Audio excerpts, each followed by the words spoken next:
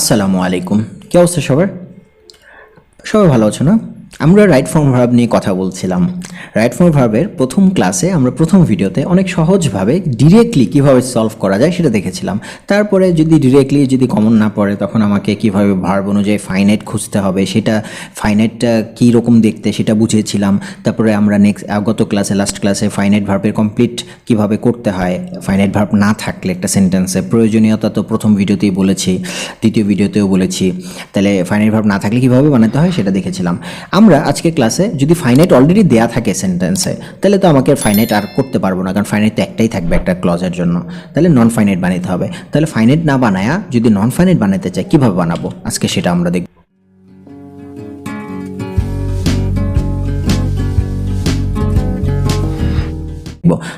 Non finite মানে হচ্ছে একটা ক্লজের জন্য বাধ্যতামূলক না, এবং একটাও আসতে পারে আবার একাধিকও আসতে পারে অর্থের সৌন্দর্যের কারণে। মেন যে অর্থটা ভার্বের থাকে ফাইনাইট ভার্বের, সেই অর্থটা অনেক সময় একা একা সম্পূর্ণ অর্থ প্রকাশ করতে পারে না, তাকে সুন্দরভাবে অর্থ প্রকাশ করতে সাহায্য করতে নতুন আরেকটা ভার্ব নিয়ে আসা হয়, সেগুলোকে নন ফাইনাইট ভার্ব বলা হয়। সেগুলো একটা বা একাধিক থাকতে পারে, আবার বাধ্যতামূলক না, সবসময় আনতে হবে এরকম কোনো জরুরি না। আচ্ছা, প্রথমেই আমরা নন ফাইনাইট ভার্বের জন্য জিরান্ড বানাইতে হবে। জিরান্ড হচ্ছে ভার্ব ওয়ানের সাথে আইএনজি, যেটা নাউন প্রকাশ করে। ঠিক আছে, নাউনকে প্রকাশ করে ভার্ব ওয়ানের সাথে আইএনজি দিয়ে। এখন নাউনের অবস্থান কোথায়, জিরান্ড কখন, মানে আমরা যে বুঝলাম যে ফাইনাইট তো অলরেডি আছে, নন ফাইনাইট লিখতে হবে। এখন নন ফাইনাইট লেখার জন্য জিরান্ড কোথায় বসবে, নাউন কোথায় বসে, আমরা একটু চিন্তা করি। নাউন কিন্তু বসে সাবজেক্টে বা অবজেক্টে, রাইট?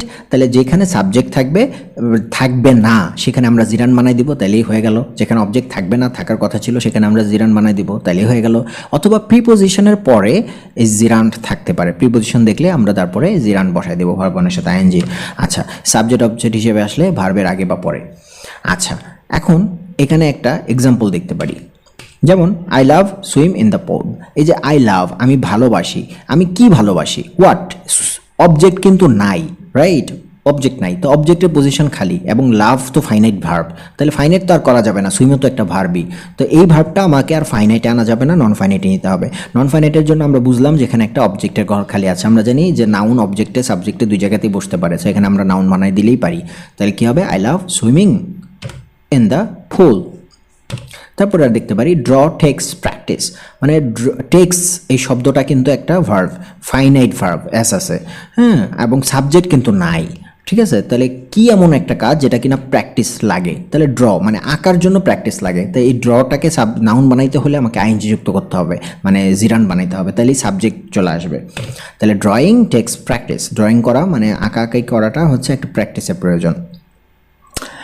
তারপরে জিরান ছাড়া আমাকে ইনফিনিটিভ বসাতে হতে পারে। ইনফিনিটিভ মানে হচ্ছে সাবজেক্ট যে মেইন ভার্ব আছে তার যে উদ্দেশ্যে একটা কাজ করে, সেটা ইনফিনিটিভ। একটু জটিল লাগলো তাই না? আমরা যখন এক্সাম্পল দেখবো তখন বুঝতে পারবো।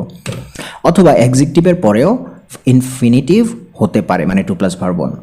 আচ্ছা, এক্সাম্পলের মাধ্যমে একটু বোঝার চেষ্টা করি।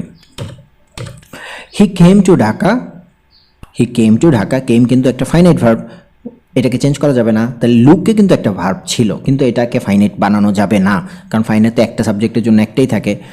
সো এখানে সাবজেক্ট তো হি এর জন্য ভার্ব চলে আসছে, তাহলে এই ভার্বটাকে আমাকে নন ফাইনাইট বানাতে হবে। প্রথমে আমাকে দেখতে হবে অবজেক্টের পজিশন খালি কিনা, সে এসেছে কোথায়, মানে কি এসেছে, কাকে এসেছে, এরকম কোনো অর্থ কি আসছে, তার মানে আসে না, মানে অবজেক্ট না, এটা লুকটা কোনো অবজেক্ট হিসেবে আসতে পারবে না। তাহলে যদি অবজেক্ট হিসেবে না আসতে পারে, তাহলে আমাকে বুঝতে হবে এটা কি উদ্দেশ্য হিসেবে আসছে কিনা। সে দেখি মেন ভার্ব কোনটা ছিল, কেম মানে এসেছিল, এসে তার আসার উদ্দেশ্য কি, লুক ফর ওয়ার্ক, কাজ খোঁজা, হ্যাঁ, এটা তো উদ্দেশ্য হিসেবে আসতেই পারে। লুক ফর ওয়ার্ক মানে লুক খোঁজাটা হচ্ছে তার আসার উদ্দেশ্য, মানে মেইন ভার্বের উদ্দেশ্য হিসেবে যখন নতুন ভার্ব আসবে তখন আমরা সেই ভার্বটাকে ইনফিনিটিভ বানাই দিব, মানে টু প্লাস ভার্ব ওয়ান। তাহলে এখানে অ্যান্সার হবে to look, he came here to look for work. আচ্ছা, ইনফিনিটিভ বুঝলাম, এরপরে আমাকে পার্টিসিপল বুঝতে হবে। যদি নন ফাইনাইট করতে গিয়ে দেখলাম জিরান্ডো মানে নাউন বা অবজেক্টের পজিশন খালি না, জিরান্ডো বসাইতে পারছি না, ইনফিনিটিভও বসাইতে পারছি না, মিলছে না, তাহলে আমাকে অবশ্যই পার্টিসিপল বসাইতে হবে। পার্টিসিপল মানে অ্যাডজেক্টিভ, মানে নাউন বা প্রোনাউনের দোষগুণ বোঝায় বা কমপ্লিমেন্ট দেয়। তো এই অ্যাডজেক্টিভগুলো বোঝানোর জন্য আমাকে বুঝতে হবে এটি সাধারণত নাউনের পূর্বে বসে বা অক্সিলারি ভার্ব বা অবজেক্টের পরে বসে। পার্টিসিপল তিন প্রকার। প্রেজেন্ট পার্টিসিপল, যেটা ভার্ব ওয়ানের সাথে আইএনজি দিয়ে তৈরি হয়, এটা কখন বসবে, যখন সাবজেক্ট নিজে কাজ করে বা সাবজেক্টে কমপ্লিমেন্ট বুঝায় এই ভার্ব ওয়ানের সাথে আইএনজি দিয়ে। আচ্ছা, তারপর প্রেজেন্ট পার্টিসিপলের পরে আসবে পাস্ট পার্টিসিপল, সেটার মানে হচ্ছে ভার্ব থ্রি ভার্ব থ্রি লিখলে পাস্ট পার্টিসিপল হয়ে যাবে।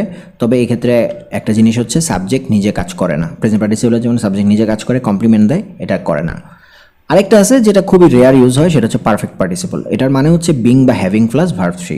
এখন বিং বা হ্যাভিং মানে কি? বিং হচ্ছে বিকজ অ্যান্ড আফটার, মানে কিছু একটা করার কারণ এবং সেটা করার পরে কি হয়েছে, কি হয়েছে, কি হওয়ার পরে তারপরে কি হয়েছে, এই যে কি হয়েছে এইটা বোঝার জন্য বিং লিখে ভার্ব থ্রি লিখতে হয়।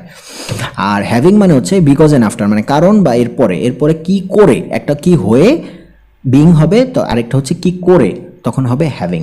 অথবা already completed an action, having মানে একটা কাজ অলরেডি শেষ হয়ে গেছে, তখন আমরা এই হ্যাভিং প্লাস ভার্ব থ্রি লিখতে পারি। এক্সাম্পলের মাধ্যমে দেখাইলে আরও ক্লিয়ার হয়ে যাবে। He found his mother sleep, সে তার মাকে খুঁজে পেল স্লিপ, ঘুমন্ত অবস্থা। এই যে দেখো এখানে অবজেক্ট কিন্তু আছে, এই যে হিজ মাদার, এটা কিন্তু অবজেক্ট, তাহলে অবজেক্ট তো আর লাগবে না। কিন্তু আমরা জানি অবজেক্টের পরে প্রেজেন্ট পার্টিসিপল লেখা যায়, এই যে এখানে দেখো অক্সিলারি ভার্ব অবজেক্টের পরে। এখন প্রেজেন্ট পার্টিসিপল কেন? পাস্ট পার্টিসিপলও তো হতে পারতো, বা পারফেক্ট পার্টিসিপল। প্রেজেন্ট পার্টিসিপল এই কারণে, কারণ এই কাজটা অবজেক্ট করতেছে। তো আমরা জানি সাবজেক্ট বা অবজেক্ট নিজে করলে তার কমপ্লিমেন্ট হয়, বা তার কমপ্লিমেন্ট দিলে এখানে প্রেজেন্ট পার্টিসিপল লিখতে হবে। তো এখানে স্লিপের কাজটা অবজেক্ট করতেছে হিজ মাদার, এই জন্য আইএনজি দিয়ে প্রেজেন্ট পার্টিসিপল বানাই দিব স্লিপিং। তারপরে then he waited stand by her bed, মানে সে অপেক্ষা করেছিল, স্ট্যান্ড দাঁড়িয়ে থাকতে থাকতে, বাই হার বেড তার বেডের সামনে, with a glass of water পানির হাত নিয়ে, মানে এক গ্লাসে পানির বোতল নিয়ে, বা পানির গ্লাস ভর্তি পানি, মানে গ্লাস নিয়ে, পানি ভর্তি গ্লাস নিয়ে, সরি। তারপরে হচ্ছে এখানে আমরা বুঝতে পারছি যে একটা নাউনের পজিশন না, খালি না, মানে সাবজেক্ট অবজেক্টের পজিশন খালি না, কারণ এখানে অবজেক্ট হচ্ছে হার, সাবজেক্ট হচ্ছে হি, তাহলে অবজেক্টের পজিশন খালি থাকলে জিরান বসাই দিতাম। আর মেইন ভার্ব ছিল ওয়েটেড, ওয়েটেড মানে উদ্দেশ্য। উদ্দেশ্য কি তার দাঁড়িয়ে থাকা ছিল? না, উদ্দেশ্য কিন্তু তার মাকে এই যে পানি দেওয়া ছিল, এটা কিন্তু নাই এখানে স্ট্যান্ডের মধ্যে, তাহলে এটা উদ্দেশ্য হলো না, তাহলে আমাকে পার্টিসিপল আনতে হবে। এখন এই স্ট্যান্ডের কাজটা এটা কি সে করছে, হি, নাকি অন্য কেউ? তাহলে সেই তো করছে, তাহলে সাবজেক্ট নিজে করলে আমরা সেটাকে আইএনজি প্রেজেন্ট পার্টিসিপল বানাবো, তাহলে এখানে হবে standing. He killed a sea bird, সে একটা সি বার্ডকে হত্যা করেছে। তাহলে এই যে সি বার্ড অবজেক্ট, হি হচ্ছে সাবজেক্ট, দুইটা পজিশন কিন্তু খালি নাই, এবং এখানে অলরেডি একটা ফাইনাইট আছে, তাহলে এটা নন ফাইনাইট করতে হবে। তো যেহেতু ফাইনাইটে খালি নাই এবং অবজেক্টও হয়ে গেছে, তাহলে তো আর মানে জিরান্ড হবে না, মানে সাবজেক্ট অবজেক্ট লাগলে সিরান্ড হতো। তাহলে হতে পারে, দেখি তো আমরা এটা উদ্দেশ্য হিসেবে আসছে কিনা ইনফিনিটিভের মতো, যে মেইন ভার্ব ছিল হচ্ছে কিল্ড, কিল্ড মানে হত্যা করা, হত্যা করেছিল, উদ্দেশ্য ছিল কল, ডাকা। হত্যা করার উদ্দেশ্য কি কারো ডাকা হয় কল, মানে তাহলে তো এটা হলো না ইনফিনিটিভ, তাহলে আমাকে পার্টিসিপল আসতে হবে। পার্টিসিপলের ক্ষেত্রে তিনটা ফর্ম আছে, present participle, past participle, perfect participle. এটা কোনটার মধ্যে পড়লো দেখি তো? এই কল মানে ডাকে, কি নামে ডাকে? আলবার্টরস। আলবার্টরস কি এই সাবজেক্ট ডাকে? হি, সে কি কল করে, নাকি সবাই ডাকে? সবাই ডাকে, তাই না? তাহলে এটা কিন্তু প্রেজেন্ট পার্টিসিপল হলো না, পাস্ট পার্টিসিপল। সাবজেক্ট নিজে করে না, সবাই মিলে করে। তো সাবজেক্টের কাজের এখানে ইয়ে আছে, আপেক্ষতা আছে, তাহলে এখানে হবে ভার্ব থ্রি। তাহলে he killed a sea bird called albatross. আচ্ছা, তারপরে দেখেন এখানে reject by all his friends he decided to become a monk, সব ফ্রেন্ডের দ্বারা রিজেক্ট হয়ে সে কি করেছে? সন্ন্যাসী হওয়ার জন্য ডিসাইড করেছে। দেখো এখানে বলা হচ্ছে সব ফ্রেন্ডদের কাছ থেকে রিজেক্ট হয়ে, মানে আফটার, মানে রিজেক্ট হওয়ার পর, আফটার অ্যান্ড বিকজ রিজেক্ট হয়েছে, এই কারণে সে ডিসাইড করছে সন্ন্যাসী হবে। তার মানে আফটার এবং বিকজ, এরপরে দেওয়া আছে কিছু হয়ে, কি হয়ে, মানে রিজেক্ট হয়ে, তাহলে এখানে বিং লিখতে হবে, তাহলে বিং প্লাস ভার্ব থ্রি। তাহলে being rejected his friend by all his friend, তার ফ্রেন্ড দ্বারা সে রিজেক্টেড হয়ে সে ডিসাইড করছে মঙ্কে চলে যাবে। তবে এখানে বিং শব্দটা না দিয়ে যদি শুধু রিজেক্টেড দেন তাইলেও হবে, ওই একই কথাই বুঝায় এখানে। আশা করি নন ফাইনাইট ভার্ব কীভাবে করতে হবে খুব ক্লিয়ারভাবে তোমরা বুঝতে পেরেছ। তাই ভালো থেকো, আসসালামু আলাইকুম। নেক্সট ভিডিওতে আমরা এই ফাইনাইট নন ফাইনাইট ছাড়াও আরও কিছু ভার্ব আছে, সেগুলো নিয়ে আলোচনা করব। আসসালামু আলাইকুম।